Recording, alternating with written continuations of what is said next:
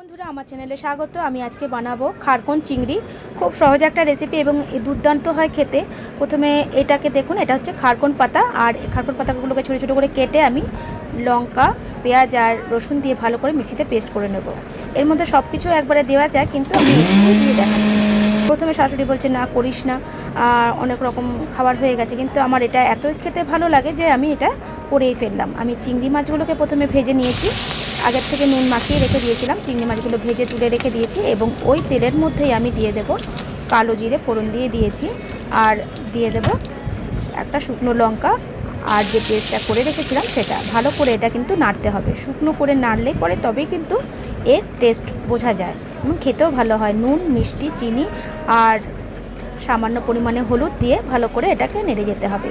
এইভাবে করে একবার দেখবেন, অল্প জিনিস দিয়ে বেশ অনেকটা ভাতই খাওয়া যায়। যারা ঝাল পছন্দ করেন তারা কিন্তু কাঁচা লঙ্কা আবার কেচে দিতে পারেন।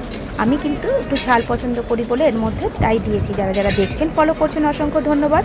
যারা যারা এখনও করেননি চটপট করে ফেলুন, আর ভালো লাগলে অবশ্যই শেয়ার করুন, লাইক করুন। ধন্যবাদ।